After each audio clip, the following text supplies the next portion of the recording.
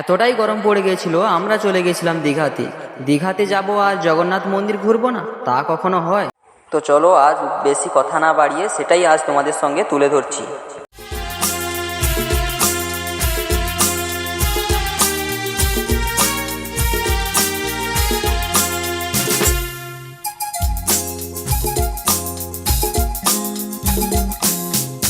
যাকে পাবো না তাকে আমি কেন জানি না ভালোবাসি, যে পথে আমি যেতে না চাই তবু সে পথে বারে বারে আসি।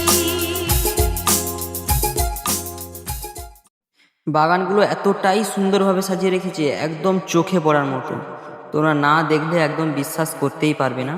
কি সুন্দরভাবে দেখুন সাজিয়ে রেখেছে, একদম সাজানো গোছানো, একদম বাড়ির মতো করে সাজিয়ে রেখেছে, একদম পার্কের মতো করে। আর বাগানের ফুলগুলো এমনভাবে আমার মনে দৃষ্টি আকর্ষণ করেছে। এত গরমে নদীতে ঝাঁপ না দিয়ে আমরা এই বাগানের মধ্যেই ঘোরাঘুরি করছি।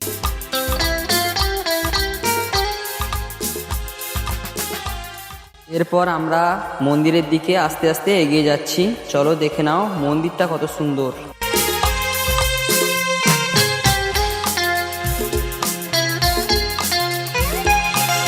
ডোবা মনে আমি স্বপ্ন দেখি, মুখে কিছু পারি না যে বলিতে।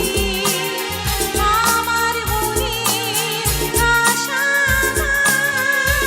আসে শুধু আমাকে ধরিতে।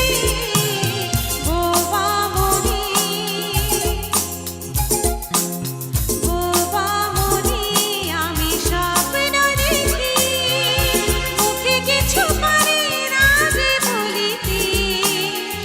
আমার মনে আশা আসে শুধু আমাকে ধরিতে। তো বন্ধুরা, তোমরাও আর দেরি না করে চলে আসো। এত গরমে সমুদ্রের মজা নাও এবং বাবা জগন্নাথ দেবের দর্শন করো। বাসি, যে পথে আমি যেতে না চাই তবু সে পথে বারে বারে আসি। যারা যারা এই জায়গাতে গেছো অবশ্যই তোমরা কমেন্টে জানাবে, এবং যারা যারা যাওয়ার জন্য আগ্রহী বা ইচ্ছুক রয়েছে অবশ্যই তোমরা কমেন্টে জানাতে ভুলবে না।